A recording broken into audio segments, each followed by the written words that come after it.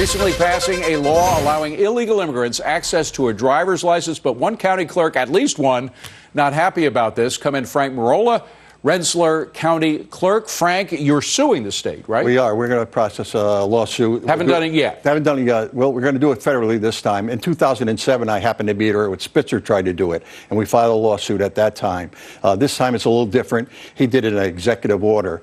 This time the Assembly and the Senate passed it. The governor signed it right away. So we're going to do it on the federal level. People ask me all the time, why is it different in New York State versus other states? And it's a simple reason. County clerks process transactions in New York State versus other states where the state employees all do it. So when they do something, you got 52 county clerks, all separately elected officials that do DMV business. And we also support the Constitution. What is your biggest fear with regard to giving driver's license to illegals? Well, it's not just the fear. It's the idea that someone's here illegally and we're going to give them a license to drive that's going to look exactly like the license that you hold today. Well, I happen to have in my hands an enhanced New York license. This is something that I had to get recently. It does allow me to get on planes without using a passport or anything. It also allows me to get on military bases, which is good for me. But I knew when I saw this enhanced license coming that they were going to plan something like that. Yeah, Real ID law was passed over 10 years ago, and this governor waited right to the end to sign on.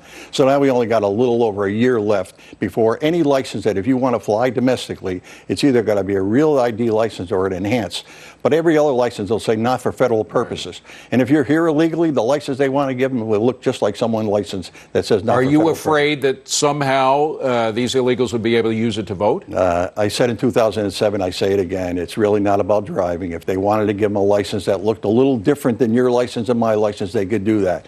They wanted to give them a license identical to the license that everyone holds to register to vote, and that's exactly what they're looking at. Their claim is that it makes people safer because this way illegals who are driving will actually have to prove that they can drive well in order to get a license, so it might improve safety on the roads. You're smiling. I don't think you buy that. That's just a big joke, I think. It's nothing about the safety part of it. It's about getting them into the polls, and that's what they're looking to do. It has nothing to do with driving at all. Well, Frank Marola, we appreciate you coming down. It took you 2.5 hours to get here to make this interview. Thank you very much for having me. Thank you. Keep us informed about what happens. I will do. Appreciate it.